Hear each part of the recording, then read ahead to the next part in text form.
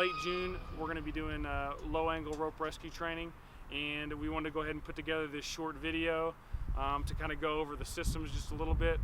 We all know in tech rescue there are many different ways to put together the system, so just because we're going to show you one way, there are multiple ways to do it. This is just a brief overview. So anytime we have a low angle rescue, I'm going to talk real quick about the positions that need to be filled.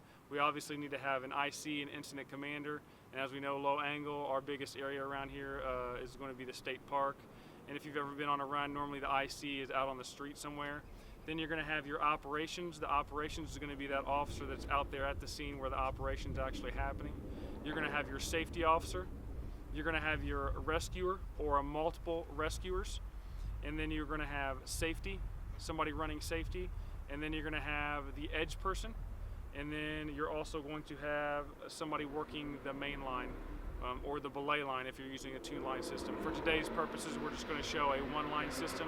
And per our SOGs, it's up to the officer's discretion, but per our SOGs, for low-angle rescue, you can use just a one-line system. So now we're going to go ahead and segue on over to anchoring. So right now we're going to talk a little bit about anchoring. Here's the key to anchoring. You can anchor on any object that is strong enough to hold the whole operation. A couple examples of that is here. We're using the front bumper of an apparatus. You can use obviously large trees. You can use large rocks. And you can also use the side hitches or the side mounts of the tactical where you actually can put in a hitch. And additionally, you can use like the wheels of your truck. Typically it's going to be the rear dual, the outside rear dual of your apparatus. So think simplicity when you think of anchoring. You can use the preferred CMC straps that come here in your main lines. You always want to double up your anchoring, okay? Make sure that you have two lines of equal length, equal strength, and double those up. You can additionally use your tubular webbing. When you use your tubular webbing, you again want to use two pieces. You want to first of all take the webbing, okay? Form a basket with it. When you form a basket, you're going to bring those two pieces together, okay?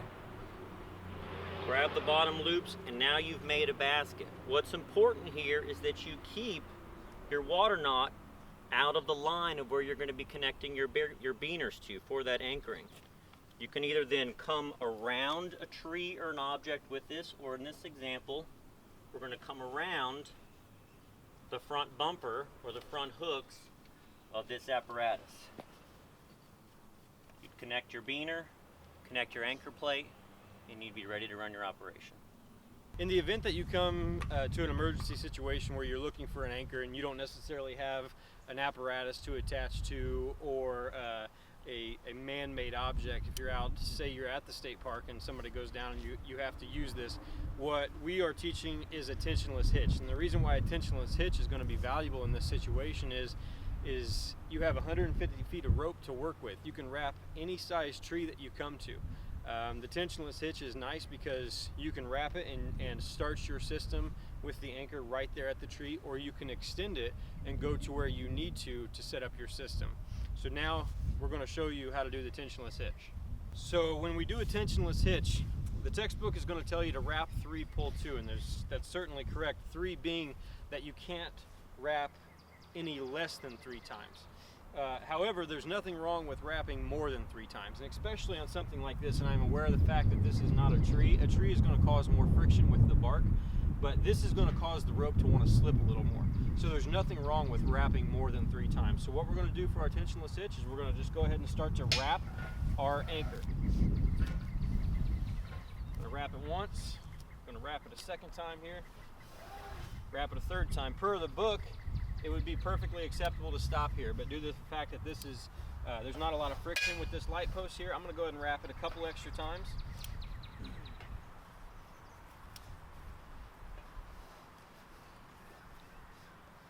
I'll do one more here. Okay.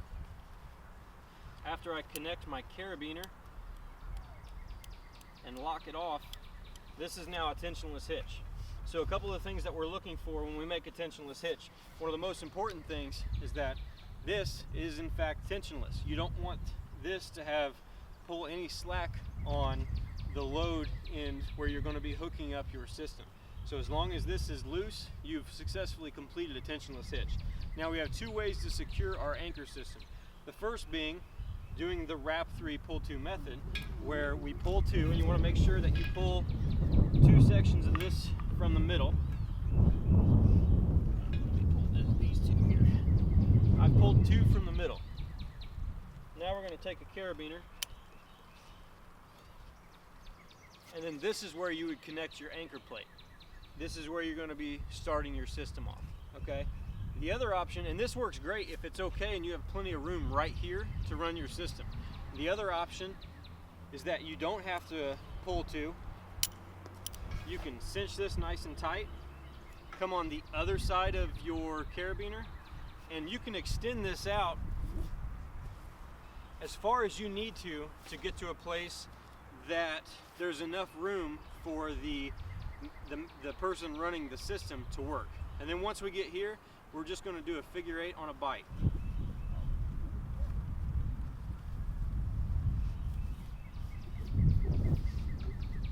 I've created a figure 8 on a bite. Get my rope out of the way because I don't need it. And now I'll put my carabiner here, and my system can set up here, and I've extended it from my anchor however far I need to be able to run my system. All right, guys, now we're actually going to be talking about the RPM. If we remember, the RPM stands for Rack Pulley Mariner. And if you zoom down, I'll show you exactly what we're looking at here. When we go to set up our main lines, the systematic approach to this, to make it easy for everybody, is to use the RPM system.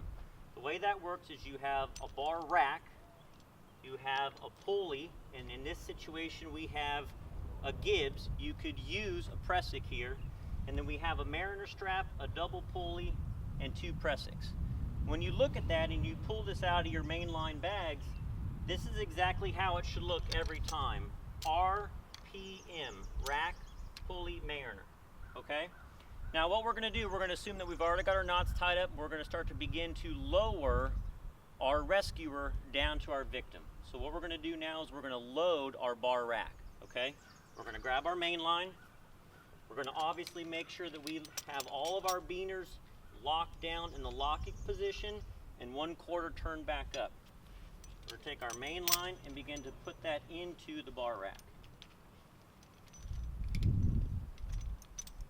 What you want to try to do as well in this application is you want to try to get that rack what we call rack tight, okay?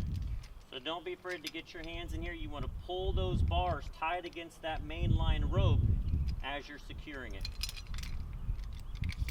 You'll notice as well that you have 3 fixed bars and you have 3 removable bars.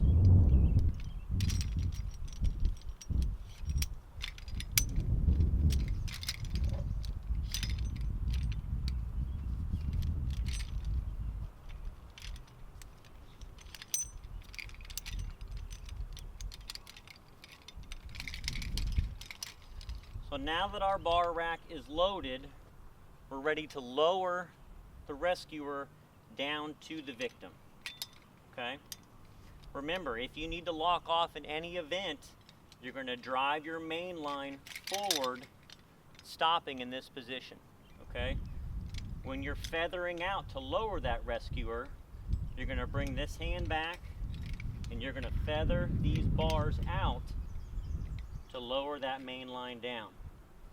Now, we're always going to start with 5 bars on the rack, but in the event our rescuer is not that heavy, we can begin to drop bars, and in this situation we're going to show you that.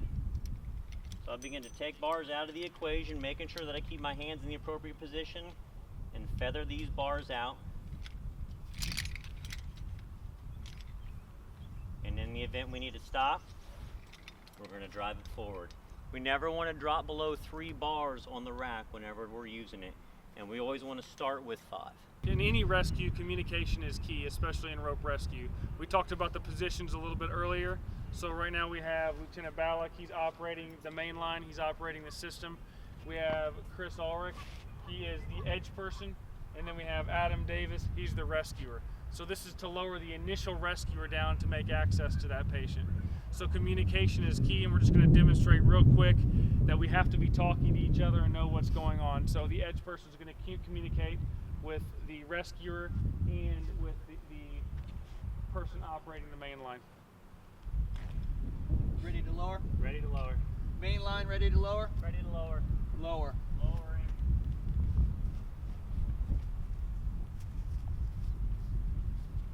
Stop. Stop. Lock off. Locked off. Rescuer offline. Rescuers offline. Prepare to raise. Preparing to raise. At that point, once the rescuer is offline, especially in a low angle situation, you can take the bar rack, you can take the rope out of the bar rack and just pull the rope up. Remember, if this is a low angle rescue, you're gonna have to get the stokes basket with multiple rescuers down there. So at this point, you would hook up the stokes basket with the multiple 3 or 4 more rescuers, and then you would use the same system to lower them down to the victim. Now that we have the rescuer and we have the stokes basket with multiple rescuers lowered down to the victim, now we're going to transition. Now it's time to transition from the lowering system into a raising system. So at this point, Lieutenant Ballas is going to explain setting up for a 3-to-1 mechanical advantage raising system. So as Chief Ronnie talked about, we're going to assume that our rescuer is now at the bottom of the ridge. He's secure on the ground. We're going to actually disconnect the bar rack, okay? We're going to actually take off all the bars. We are now going to start preparing ourselves to move into a 3-to-1 mechanical advantage for a raising system, also known as a Z-drag, and I'll talk to you guys about that as we move forward, okay? So we've got our main line here. Again, our rescuer is secure. That's why we took everybody off the bar rack. In the event that they weren't, we would lock that bar rack off. Move over to our mariner strap, okay? We're going to take off our double pulley at the bottom. Again, this application would work if it was a single pulley too. If you are using a double pulley in this situation, or you find that one is there when you pull it out of the bag, try to use the bottom pulley first, because if we need to go to a 5-to-1, we'll go to the bottom first, we'll go to a double pulley here, and we'll come back to the top pulley, okay? So we're going to take our main line, connect it into the bottom, okay? And now we're going to simulate and start making our Z. We're going to lay this out, but before we do that, we've got to step over and we've got to secure these pressics to this main line. This is what is going to actually be carrying the load in the event that our rescuers with the victim need to stop up the hill as they're traveling up, okay? So I'm going to step over here real quick, and Chief Ronnie's going to grab our main line for us so I can just better show you how to secure those pressics. And we always use 2 pressics because we're going to double up our security. Every pressic is held together with a double fisherman's knot.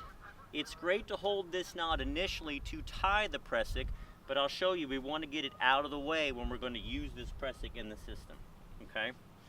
To do the pressic, we're going to take our double fisherman's, we're going to hold on to it, we're going to come around this main line 3 wraps. So 1, 2, 3. And here when you go to pull, I'm going to pull a little bit off center, so you take that double fisherman's and you take it out of the equation where your carabiner will be connected. Remember, we've got to dress these up and make them look nice, and I'll show you exactly how they should look here in a second.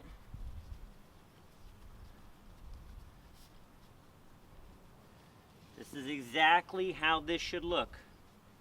Okay, you have 3 wraps on both sides of the main pressic. It's secured over the top with a half moon and allows this line to travel down freely, but it's also secured, okay?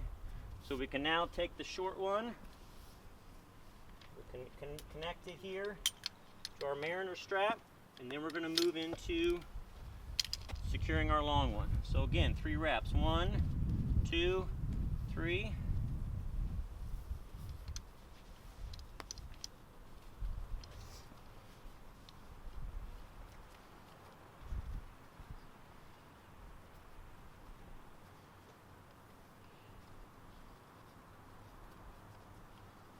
And it does take a second to dress these up. This is probably the most important part of putting these pressics on, guys.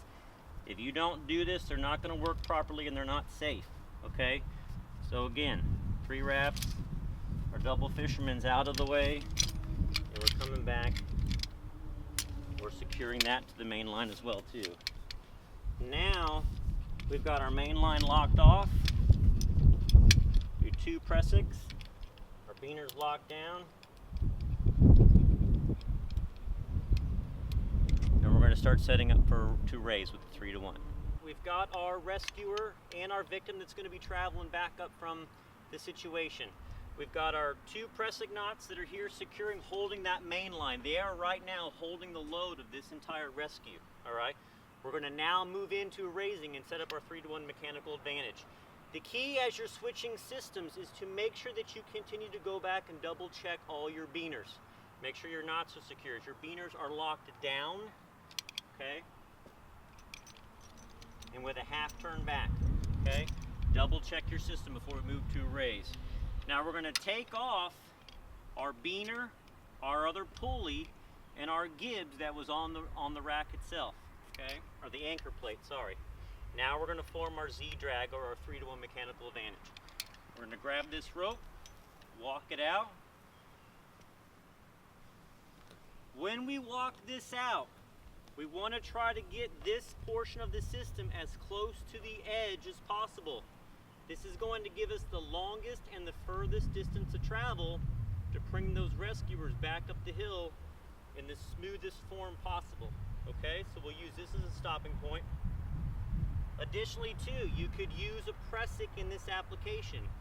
You would tie that press-stick onto your main line just like I showed you here as it grabs your main line there, and you would use a pulley and a beaner. For today, we have a gibs. Remember, your gibs are directional. The arrow will show you how they go on, and you want to put that arrow towards the load that you're going to be bringing back up the hillside.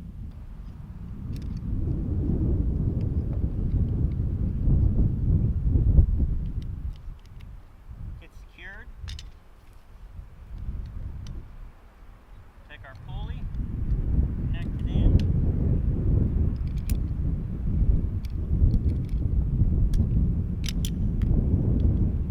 Lock our beaner down and a half turn back.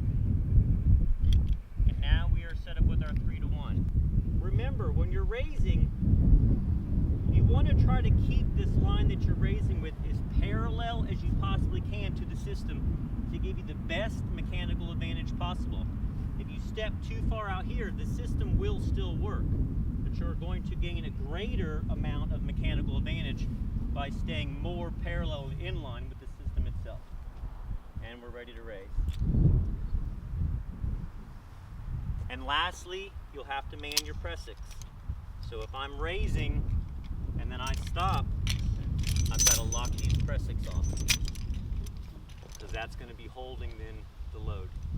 Now Chris is going to go ahead and talk about the change of direction for a low angle rescue. You can use a change of direction in multiple applications, but specifically in a low angle rescue, we want to get one of those change of directions for sure up high. We're trying to keep the rope from digging straight into the hill that we're coming up. So we're going to find a tree or an object that we can change this direction as high as we can. All right. Ideally, we want to be away from the edge. The edge is about 10 or 15 feet away from here. So we get away from the edge, make our change of direction. As we're pulling up our victim, we won't be driving them straight into the hill. As we talked about with our tubular webbing, we're going to create a basket again, right? We'll go around our object, wrap it twice. We're going to do a simple girth hitch. We're going to use 2 pieces of webbing on this. Once again, make our basket, double it over.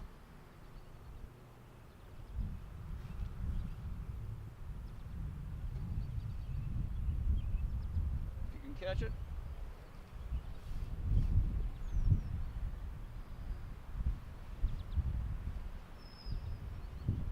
Make sure our water knots are not there on the girth hitch. Cinch them down. We'll take our carabiner, hook our girth hitch.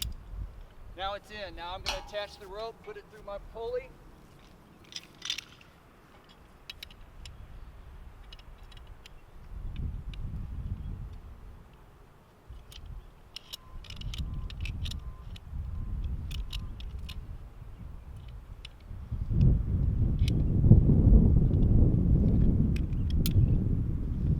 Secure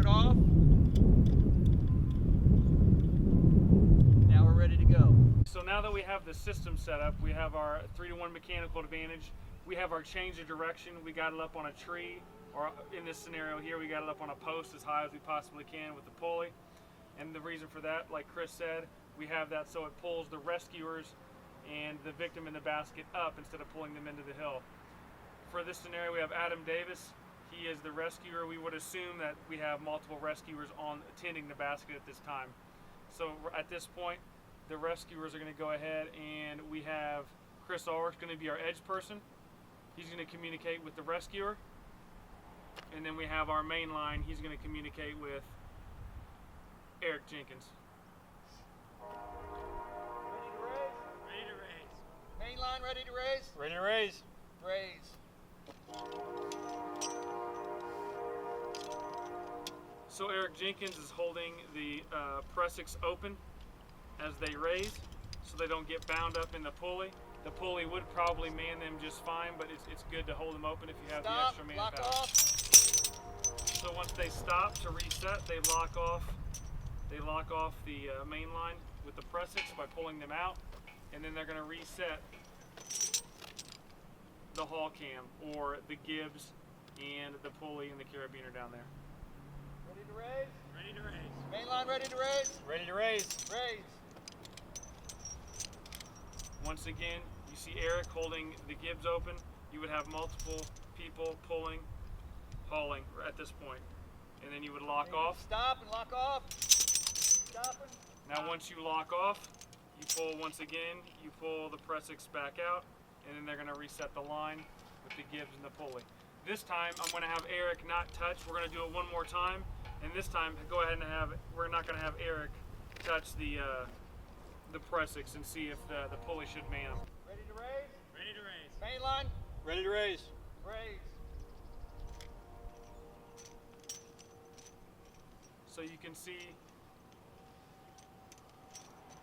the pulley and the pressix, it's manning it just fine. If you have the extra manpower, it's great to do what Eric was doing, but in this case here too, you can see that you don't have to man them. Now somebody has to lock it off at some point. Lock off, stop, lock off. One of the last things we're going to talk about today is securing the victim to the stokes basket and how we're going to haul the stokes basket back up. First thing is, as you can see here, I'm in a class 2 harness. These are on the tack. Everybody, all the rescuers that are going down attached to the litter or the stokes basket are going to have to be in a class 2 harness. So a couple of things that we're going to do with the stokes basket to be able to send it off. Down here, what we've done is we've taken 2 pieces of webbing tied together with a water knot, and then basketed the webbing around the upright supports on the top of the stokes basket. And the reason why we've done 2 and not 1 is that 1 connection point here allows that stokes basket to really pivot side to side a lot. So by putting 2 on there, what we've done is we've kind of secured both sides of the stokes basket, and as we pull up, it's going to pull it up a lot more even. So this here is your carabiner, and this is going to go to your rope system for raising and lowering. Here in a second, I'm going to have Adam lay down, and we're going to show you how this is. This actually comes already connected. It's on the tack like this. When we pull the stokes basket off the tack, this is on here already, and this is going to allow us to secure our patient or our victim before we raise him up.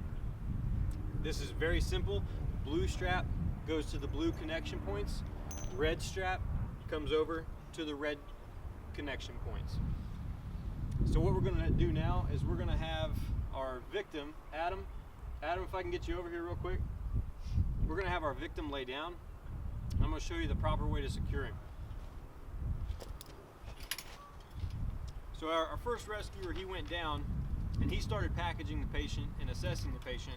At the same time, our edge man and our rescuers at the top of the hill, they outfitted themselves at least four for a 4-point carry in class 2 harnesses. They're going to go down with the stokes basket and then secure the packaged patient back to the litter. So what we're going to do is we're going to take our blue strap right here, take this ring, and we're going to go over to the blue connection point. Come down here, there's a second one. once again to the blue connection point, just like so. We're going to do the exact same thing with the red.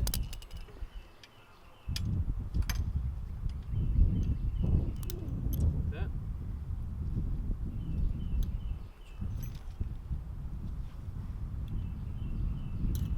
That's it. That's how we're connecting it. You come down here to the feet, and there are some tensioning buckles, and we're just going to pull each side nice and tight.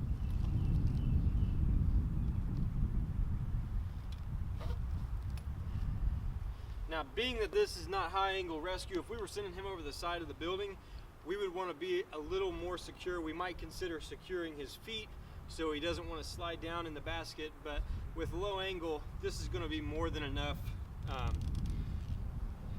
He's going to be more than secure going up the hill. We're going to pull each one tight, and then if you'd like to, for good housekeeping, you can take this excess strap, go up through one of the buckles, and then just tie it off.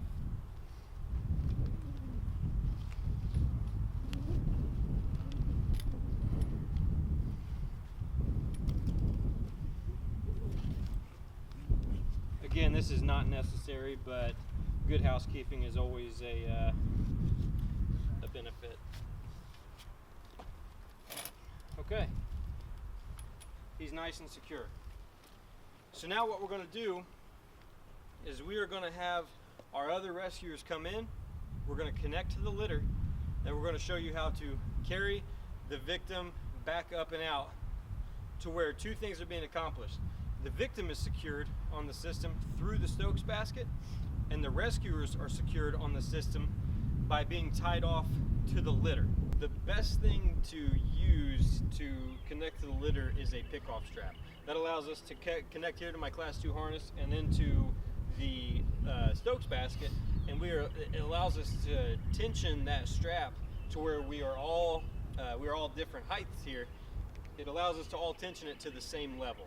Unfortunately, we don't have those today. We are going to try to have those before the end of June for our training, but for right now we have a good second option. The option that we've created here is from our extra Prussics bag, is just a Prussic to a carabiner.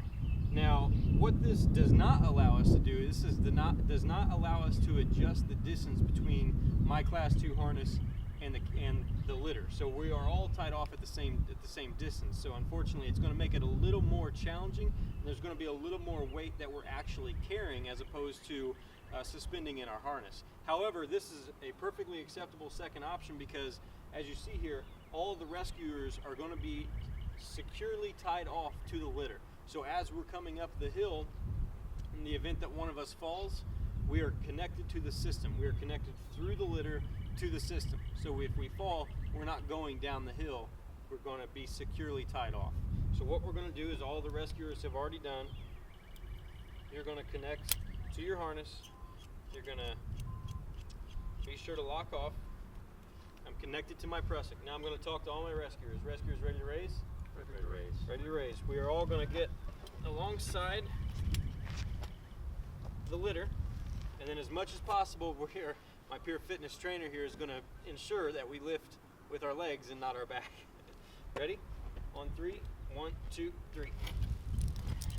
Now we're all going to turn to be in line with the system towards the head, and then this system is going to be tied off to our raising system, and we are going to walk up the hill as they pull and raise the weight. So in conclusion, when it comes to any technical rescue, there are many different options that you can use. The options that we show today are one way of doing it. We understand that there are many different ways and many different options that you can use. So don't think that any technical rescue, there's only one way to do it. But hopefully this gives you a good general overview of a low angle rescue situation and the techniques that you can use, especially before we do the training here in June, to hopefully be a good refresher for everyone. So everyone be safe and have a good shift.